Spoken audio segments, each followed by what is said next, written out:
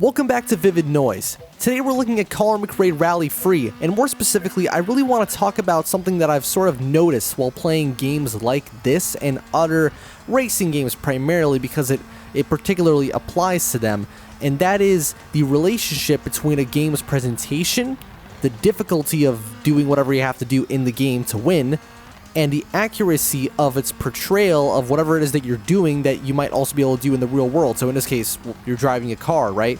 And there's a certain level of accuracy in its portrayal. I'll go a little deeper into that later, but for now I just want to talk about this game and why I've actually grown to really enjoy it, despite the fact that it does do a lot of things differently compared to its predecessors and successors. First, let's address the number one thing that a lot of people found kind of annoying about this game, that being the fact that you're actually limited to just the Ford Focus that Colin actually used for that particular series of rally events in the real world. Here's the thing, I don't really care for that because I'm the kind of person who just kind of picks the most iconic vehicle for any racing game that it might be, assuming that it's available, because, you know, Need for Speed Most Wanted, you can't actually use the M3 GTR until you beat the game, basically. But other than that, you notice that in my Hot Pursuit 2 video, I used the yellow Murcielago for the first race. Yeah, because it's just iconic. That is the cover car.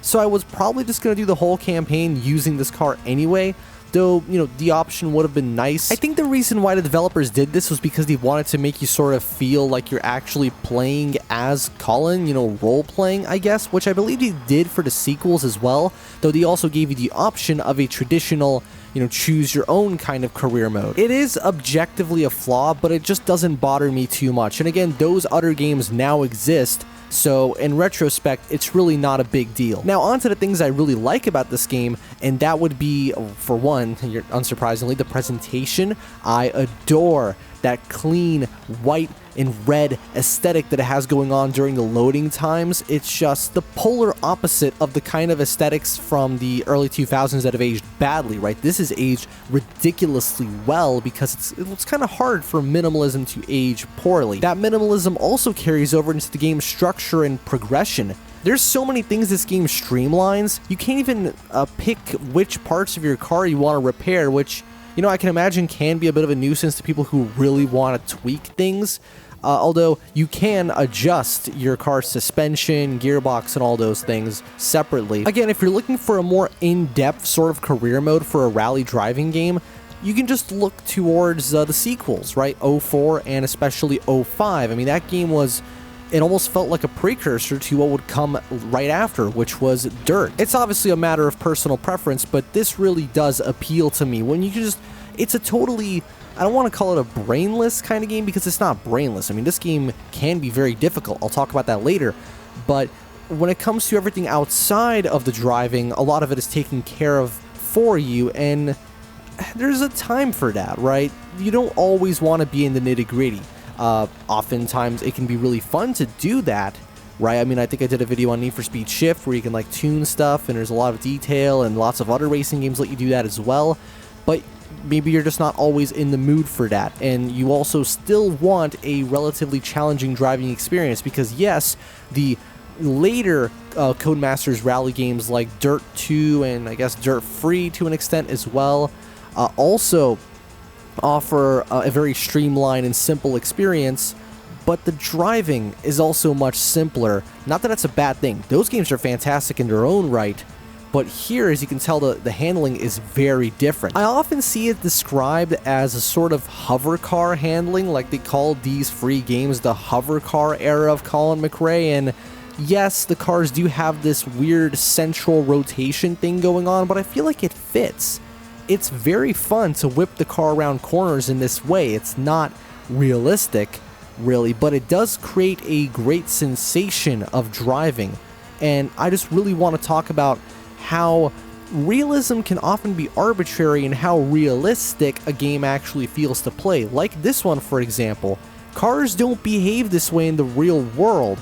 In fact, if you were to look at how accurate the driving experience was, games like, I don't know, like the Need for Speed games of this time, or Flat Out or something like that, they were more realistic in a weird way. Like, cars behaved a little bit more down to earth, right? They weren't like this. And yet this game feels a lot more, well, demands a lot more from the player, that's for one, because your cars have a lot less grip and the tracks are narrow. It just has those fundamental elements of a rally race which make it difficult. The design around a racing game's handling model can be almost as crucial to the overall impact of the experience as to whether or not it feels like a simulation or like an arcade racer.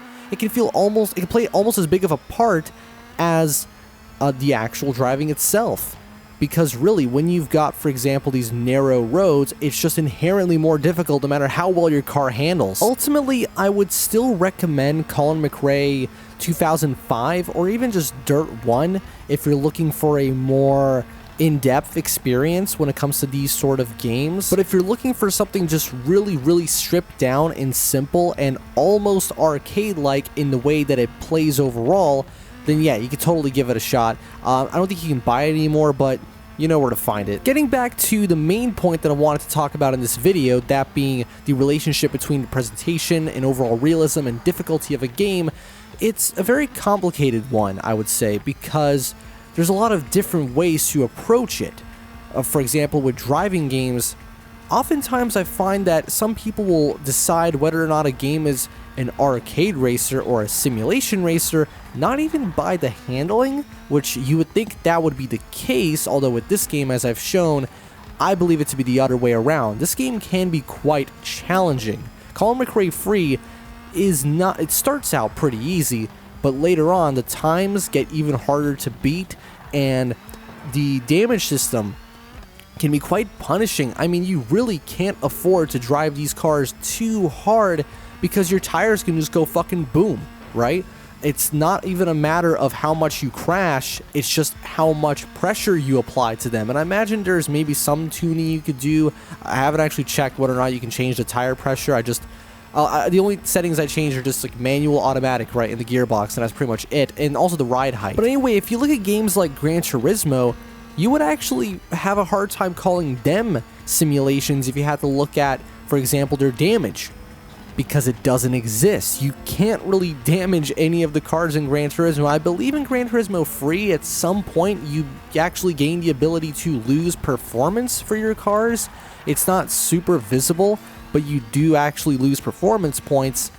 I don't know if they kept that for Gran Turismo 6, Sport, and 7, but whatever it is, it's just kind of weird how it calls itself like the ultimate driving simulator, and to an extent it's correct, because yes, the driving itself, the way the cars behave on the track, can be very realistic. But then if you look at the presentation of these games with their licensed soundtracks and also the music in the menus and the really just interestingly designed menus for a lot of them, you'd think it'd be more of an arcade type racer, and also the fact that it's so popular. I mean, generally super hardcore sims don't break out into the mainstream, meanwhile Gran Turismo has done that several times throughout its legacy. And then you've got the curious case of the Need for Speed Shift games, which present themselves in a very clean, modern kind of way, although the second one is a little bit grittier with that huge cinematic score, which I really love. I mean, the remixes are amazing. They took like a couple decent songs and a bunch of mediocre songs and made them all incredibly good. And then you have the handling, which is, I don't even know how realistic it really is, but it's very difficult, very unstable, hard to handle, but that doesn't necessarily make it realistic. It feels realistic though. It definitely has that emotional simulation, if that makes sense. I swear that must have been a marketing term for a Shift 2 in particular, especially with its like helmet cam, you know, the way it like moves around and loses focus, and that was a really cool system, which I think they brought back for Project Cars 1 and 2, although it didn't feel quite as polished there. They probably just copy pasted a bunch of stuff and didn't really adjust it for, you know, the tweaks they must have made to the engine, because it's the same engine, you can clearly tell. And I find that generally people will think that if a racing game has, you know, difficult handling and some really good wheel support and also minimal presentation, and I'm not even talking about minimalist presentation that is nice and clean and polished, I just mean the presentation is not really there. Like Assetto Corsa, even on the console version, where generally with console games you expect them to have some slightly, you know, some more pizzazz with the way they present themselves, even then, you beat a race, and the game just suddenly teleports you to the pits. Or what about Race Driver Grid? That game's handling is weird because it's forgiving, but it presents the cars in a realistic kind of way. The cars are very heavy, they're susceptible to damage, you can totally crash out, you can oversteer quite easily. It's not easy to drive, but it's not a simulation. Its presentation is far too exuberant, far too well done, I guess, for it to truly be a sim type game, because those will usually have very, very basic menus. I mean, they will pay very little attention to that, and that's okay because they're dedicating all their resources to getting the actual car handling down. And right, no one's contending that Grid, or any of the Grid games, especially Grid 2, but not even a Grid Autosport, that was what made that game especially strange, was that it took itself so seriously, but it still was not a sim racer. The cars handled in a realistic way, but the driving was not realistic, if that makes sense. If you get what I mean, right? Because there's a lot of racing games where the games will try their hardest to make you believe these cars are really behaving the way they're supposed to, even if they don't. And then you got some games where you just don't care about that, and like Need for Speed Nitro, or just some like super arcadey type games. And that kind of leads me to the presentational aspects and the, I guess, etymology of the word arcade, because when you refer to an arcade racer, 90% of the time what that's saying is it has easy driving. Except that with the word arcade, it doesn't actually have anything to do with how difficult the game is to play. It's to do with the game's presence on arcade cabinets, right? That's where it comes from originally, and that's to do with the presentation, how flashy it is, loud noises, right, to get your attention. And what's interesting is that there's some arcade games, or at least games that started as arcade games, which then reported to console and became more popular that way, like Ferrari 355 Challenge for the Dreamcast. That was, I believe, initially an arcade game with a really cool wheel setup and everything. And that game is not easy to play, but the handling is simple. That's the weird thing. The handling for the cars is not realistic, but it's not easy in the slightest. You really got to be on top of your game when it comes to how you manage your braking and stuff through the corners, and the AI can really be a bitch because it doesn't exist. So they basically watch Racevic's video on Ferrari and racing games. He does a great breakdown of that, but it's just such a strange anomaly of a game, right? Then you got something like, for example, the later Dirt games. So like Dirt 2, the cars are very heavy. The game has damage, but it's not really all that realistic. It feels real, but not realistic, like a simulator. Then you got Dirt Rally, and that's where it does feel like one because it's more difficult to drive. Then you got something like Dirt Showdown, which isn't even pretending to be realistic in the slightest. It has some real cars, a lot of fake ones too, and that game is just pure arcade, right? Its visual presentation is just Monster Energy drink, right? Licensed soundtrack, well, like the others, except it's far more in your face. And the car handling has been ridiculously simplified. When you've got such a gap between styles with these kind of games, so for example, Dirt Rally and Dirt Showdown, it's very simple, right, to figure out which one is supposed to be which type of racing game. But then you got stuff that's in the middle, and that's why I actually find myself going back to the earlier Colin McRae games or other racing games which feel kind of realistic in a way, but they're not. Like again with Colin McRae Rally Free, as you can see, the car does not behave realistically, but it's still a challenging game, and there's damage, and it takes itself very seriously. It has that minimalist presentation. It's not overly, exuberant with its menus. It's even simpler compared to the previous game, actually. Its presentation is a little bit simpler than that one, than a Colin McRae 2.0. What about the F1 games that Codemasters makes? Because they all have stunning presentation, but the handling is very difficult. It can be made simpler to accommodate people who are more used to arcade-style racers, but it is definitely more on the sim side. It's not, I imagine it's not the most realistic simulator you could possibly make, because Codemasters still have to make money somehow, right? Because there's not that big of an audience. It's a very dedicated audience for real simulators, I guess, like R Factor or something, or iRacing, but it's not a very big audience, so, if they want to be successful, they got to find that balance. What if we were to look outside of driving games, like shooters? You've got stuff like Call of Duty, which presents itself in a very serious and realistic kind of way, but it's not realistic in the slightest. I mean, yes, of course, you get shot in the head, and your head just grows back, regen, right? And then you got the boomer shooters, which in a way are more realistic because they don't do health regen, at least not by default, except that really med kits don't work the way they're supposed to, right? But you still have that more punishing gameplay. And the thing is, Call of Duty can be punishing too if you turn up the difficulty, and because the AI is all hit scan, right? You can't avoid anything. It's all about just taking cover. So that can be a difficult experience, not necessarily a realistic one, but because of how difficult it is, it becomes realistic. Because in a real war, you would have to take cover 90% of the time, right?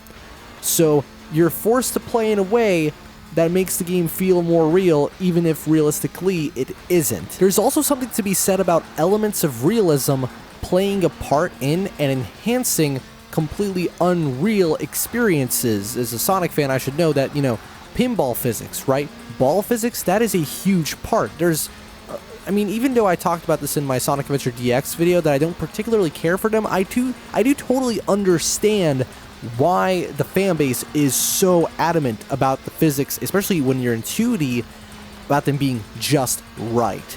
Just the way Sonic moves down the hill and how he picks up speed and loses speed, all those kind of things. It's because when we generally have this frame of reference, right? When we know how something behaves in the real world, it enhances the experience because it's more predictable that way. You don't have to learn a video gamey system. We can obviously work around that and adapt. Otherwise, no one would ever be able to play a racing game unless A, it was 100% realistic, or B, they've never driven a car so that they don't have that frame of reference anyway. But having something familiar to sort of instantly understand makes it very easy for the game to be more approachable, and that's where it comes back around, because sometimes when something's more realistic, it makes it more accessible. And yet, specifically with driving games, a more realistic driving game most of the time is less accessible. So it's really interesting how those two things function in that way relative to whatever genre, whatever kind of game you're trying to make. I guess oftentimes the presence of realism in a game is just a matter of taste, and a matter of good taste in design specifically. For example, the polarizing Grand Theft Auto 4 driving physics. I guess they're realistic, even though I can't really think of any car that has that much body roll unless it's like a 60s muscle car. But does it enhance the experience of driving around doing cop chases? Well, that's actually very subjective. But with GTA 5, generally people agree that it's just more fun to have it be a little simpler, as Nerdcubed put it really well in his, oh my god, over a decade old GTA 5 video. That one was hard to say, oh Jesus. But anyway, yeah, what he said was that, in GTA 5, they've removed realism where it doesn't have to be there, and even, they've improved certain things that could be more realistic, whatever it might be, just to make it more exciting to play. And yeah, that actually makes a lot of sense, because sometimes for the sake of what it is that you're making, you might want to, bend the rules a little bit, right? Because with GTA, let's be real, if GTA games were 100% realistic, they would be the most boring games in the world. I think I'm going to end it here before I keep spiraling deeper and deeper into this whole, realism versus presentation versus how fun the game is thing, and just end it right there. Thank you so much for watching another episode of Vivid Noise, and I'll catch you guys in the next one.